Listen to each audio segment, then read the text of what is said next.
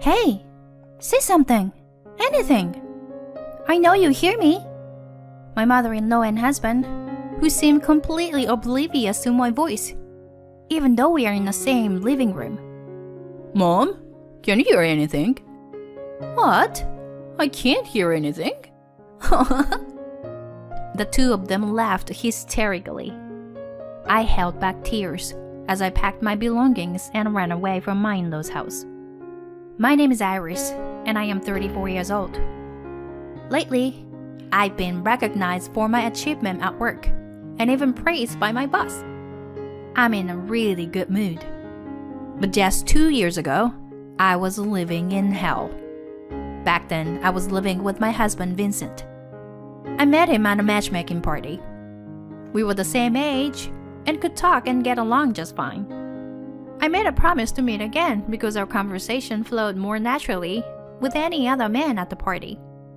It seemed like he hadn't talked to any other woman at the party as much as he did with me.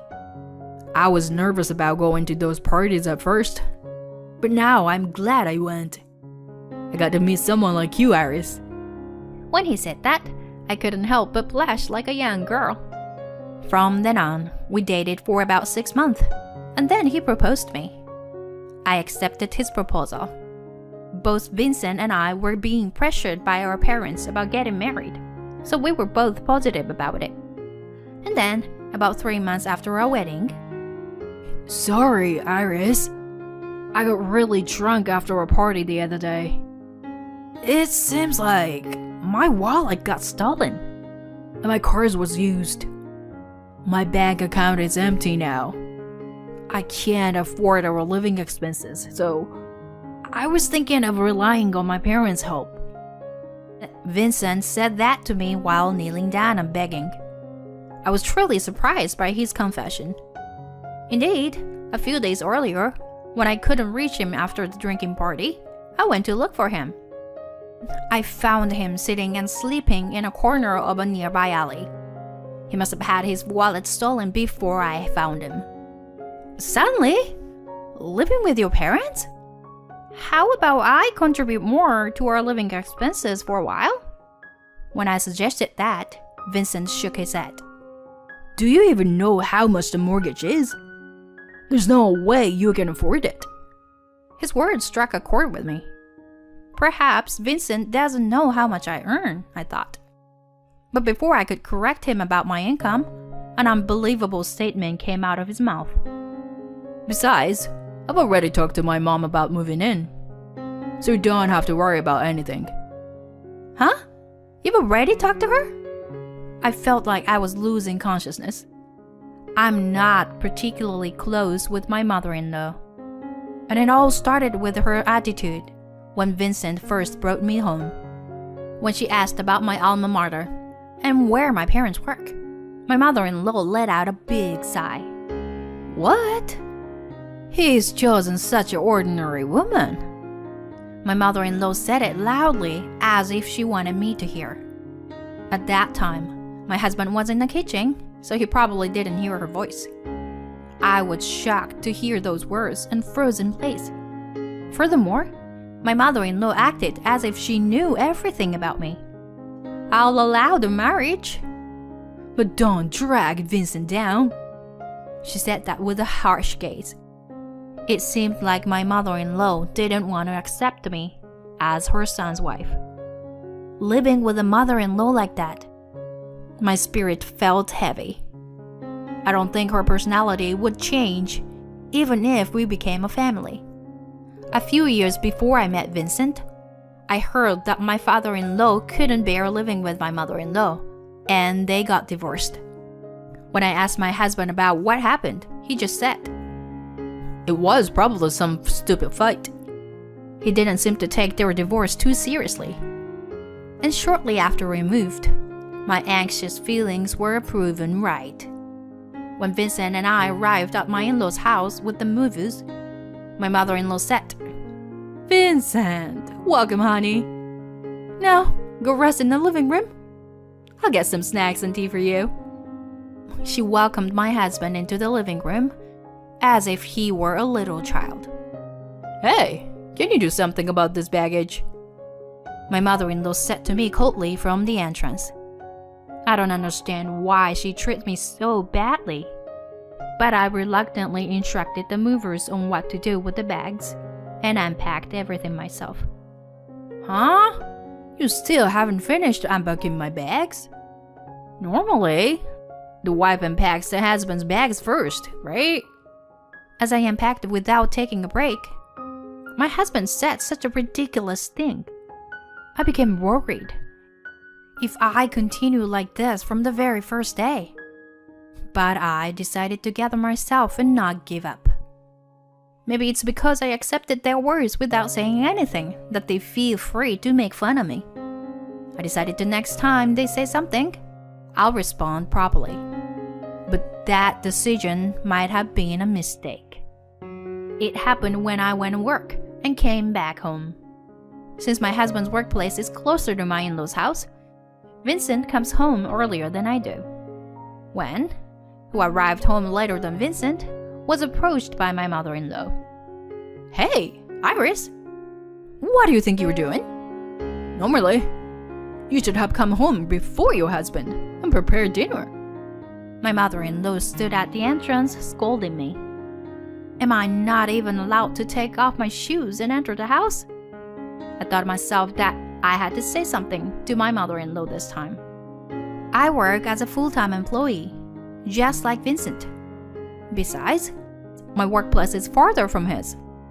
So it's only natural that Vincent comes home earlier than me, even if it's the regular working hours. I try to calmly explain this to my mother-in-law, not letting my emotions get the best of me. Upon hearing my words, she turned red and went to the living room. I sighed and took off my shoes before entering the house. That's when it all started. Vincent and my mother-in-law began ignoring me. Initially to the extent that it seemed like they couldn't hear my voice. But when I spoke a bit louder, both of them reacted, and we could have important conversations. However, as this continued for more than a few months, even I, with my patience, realized that something was off. Could it be that they were purposely avoiding me? I asked Vincent about it when we were alone, and he gave me an exasperated look and responded, That can't be true, right? You're just being paranoid. However, after that, the blatant disregard from my husband and mother-in-law became even more apparent. Vincent, I want to talk about our finances this month. Even when I try to initiate a conversation, my husband would ignore me. Thinking that maybe he didn't hear me, I raised my voice, but he just stood up and went to his room. My mother-in-law did the same, not even attempting to look in my direction. When I called out multiple times, she raised the volume of the TV, drowning out my voice. The TV was so loud that I covered my ears and left the room. I couldn't understand the reason behind all of this. And these days I felt increasingly down. Nonetheless, I continued to do household chores like laundry, cleaning, and cooking. I believed that if I remained silent, they would eventually start talking to me properly. But 1 year had passed since Vincent and I moved into my in-laws' house. At that time, I met someone through work who made me question things about Vincent. I wanted to ask my husband about it, but as usual, he didn't respond to me. Hey, can you say something? Anything? You can hear my voice, right? We're all in the same living room. There's no way they can't hear me. Hey, Mom, can you hear anything? What? I can't hear anything. They both laughed and didn't even look at me. That's when I realized, they just want to hurt me. They're no longer my family. With that thought, I packed my belongings and left my in-laws' house. Shortly after, I filed for divorce. A few months later, I found out that Vincent had completed the necessary procedures, and I returned to being single. I decided to change jobs as well, because I didn't want Vincent to know about my new workplace. After settling into my new life, I moved out of my parents' house and started living on my own. And it was during this time, at my new job, that I had a fateful encounter.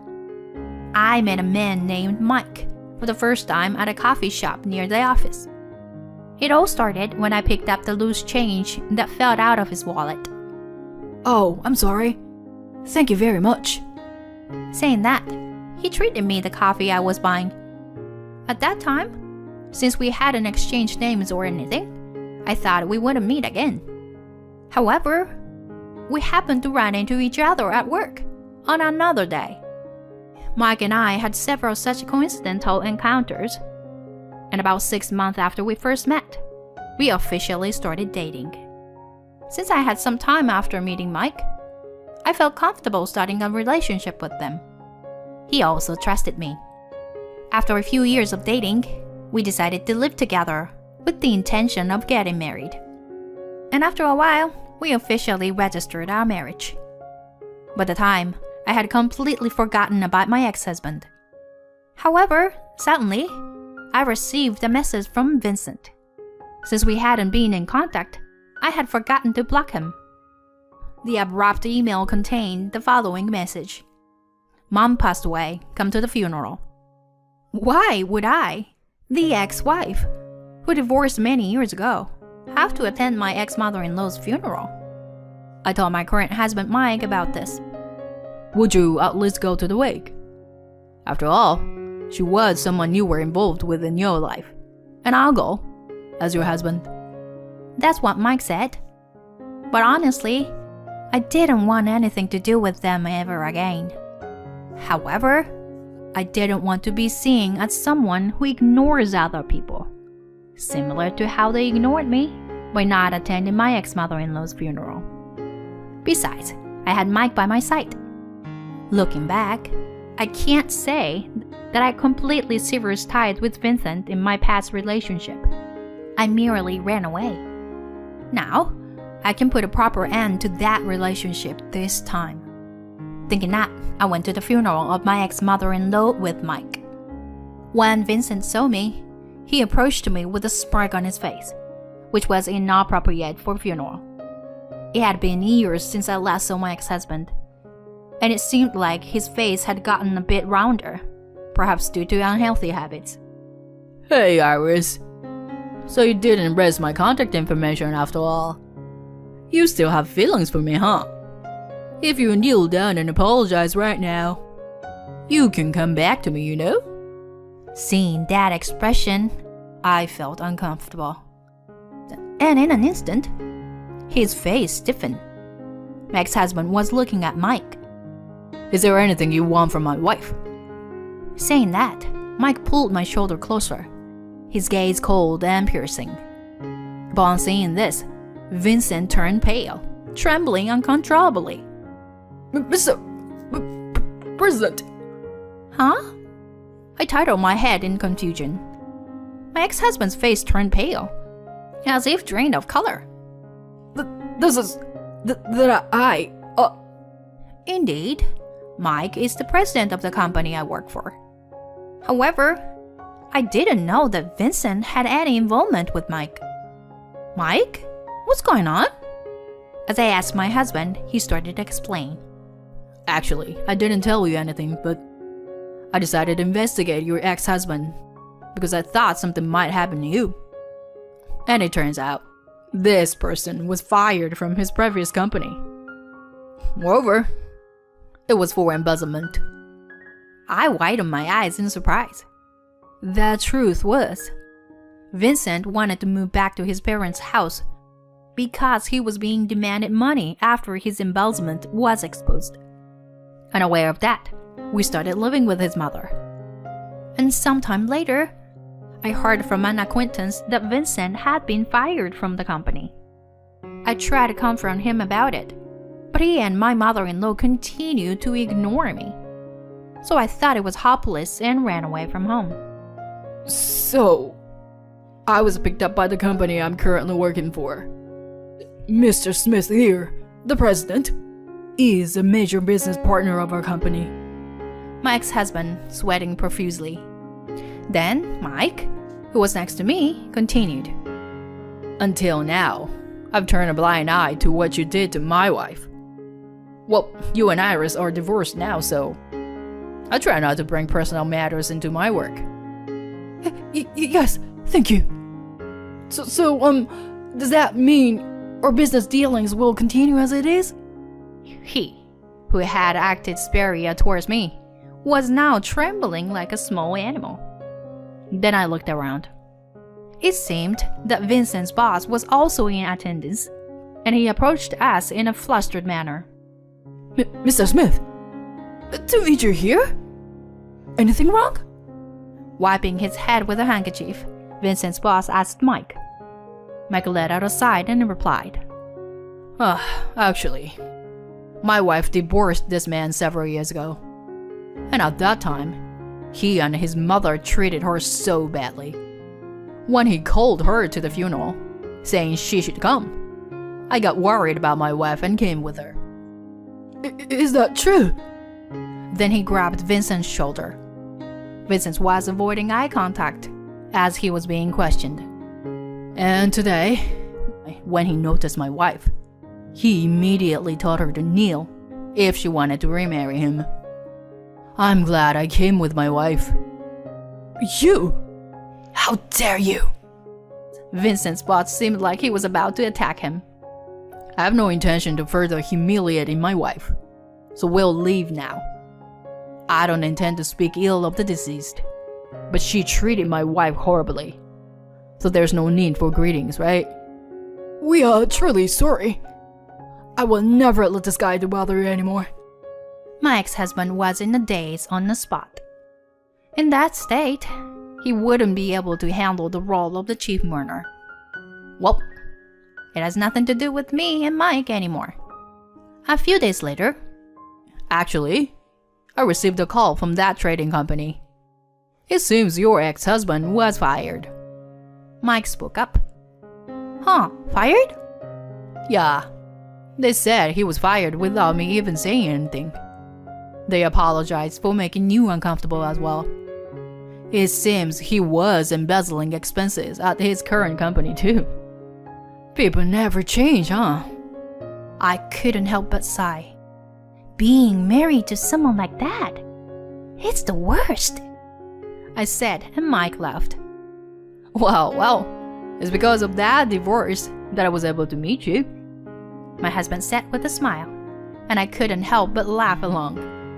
In the next spring, a new family member will arrive. I want to build an even happier family with my kind husband and look forward to the birth of our child.